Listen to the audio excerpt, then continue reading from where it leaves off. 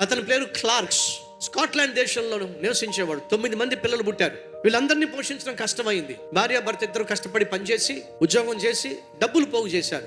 ఎందుకనంటే ఈ స్కాట్లాండ్ దేశాన్ని విడిచిపెట్టేసి అమెరికా దేశానికి వెళ్ళిపోదాం, అక్కడ మనకంటూ ఒక ప్రశాంతమైన జీవితం ఉంటుంది, మన బిడ్డలను చదివించుకోగలుగుతాం, మంచి భవిష్యత్తు ఉంటుంది. వాళ్ళు ఎంతో ఆశపడ్డారు అమెరికా దేశానికి వెళ్ళిపోవడానికి. దానికి తగ్గ డబ్బులు సంపాదించారు, డబ్బులు పోగేసుకున్నారు దారి ఖర్చుల కోసం. వీసా అప్లై చేశారు, వీసా వచ్చింది. అన్ని ఏర్పాట్లు చేసుకున్న తర్వాత వాళ్ళ అబ్బాయి ఇంటిలోంచి బయటకు వెళ్ళినప్పుడు కుక్క కరిచింది. ఇది సుమారు 100 సంవత్సరాల క్రితం. ఎప్పుడైతే కుక్క కరిచిందో డాక్టర్ గారు పరీక్షలు చేశారు. చేసి ఏం చేశారంటే రబ్బీస్ అనే వ్యాధి సోకే అవకాశం ఉంది. అతడు బయటకు వచ్చినా, అతని ఇంట్లో వాళ్ళు బయటకు వచ్చినా మీకు కూడా రబ్బీస్ వ్యాధి వస్తుంది కాబట్టి 14 రోజులు ఈ ఇంట్లో వాళ్ళు ఎవరు బయటికి రావడానికి వీల్లేదు, వస్తే మీ అందరికీ ప్రమాదము అని చెప్పి జెండా పాతి వెళ్ళిపోయాడు. ఆ తండ్రి ఏం చేశాడో తెలుసా? ఆ కొడుకును పట్టుకుని ఎంత తిట్టాడు. రే రే రే రే పాపిస్తోడా, నీ వల్లే కదరా ఆ కుక్క నిన్ను గరిచింది, నీ వల్ల ఇంట్లో ఉన్న వాళ్ళందరినీ కూడా లోపలేశారు, బయటికి వెళ్ళడానికి వీల్లేదని చెప్పేసి చాటింపు వేశారు. ఇప్పుడు నీ వల్ల మనం కన్న కలలన్నీ కన్నీళ్లుగా మిగిలిపోయినారు. అంతేకాదు, ఏమైపోయావు?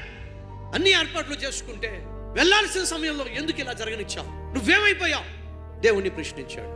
1912వ సంవత్సరం ఏప్రిల్ 10వ తారీఖున టైటానిక్ అనే ఓడ ఇంచుమించు 3300 మంది ప్రయాణికులతో ప్రయాణం ప్రారంభించింది. ప్రపంచంలో ఉన్న గొప్ప గొప్ప ధనవంతులు దాంట్లో ప్రయాణం చేస్తున్నారు. దాన్ని సృష్టించిన వాడు ఇచ్చినటువంటి సవాల్తో కూడిన స్టేట్మెంట్, ఈ ఓడను దేవుడు కూడా ముంచలేడు స్టేట్మెంట్ ఇచ్చాడు. 2 రోజులు ప్రయాణం చేసింది. అదే అట్లాంటిక్ మహాసముద్రంలో ఆ ఓడ మునిగిపోయింది. ఆ న్యూస్ పేపర్ తన చేతుల్లో ఉంది. Breaking news. ఏమిటది?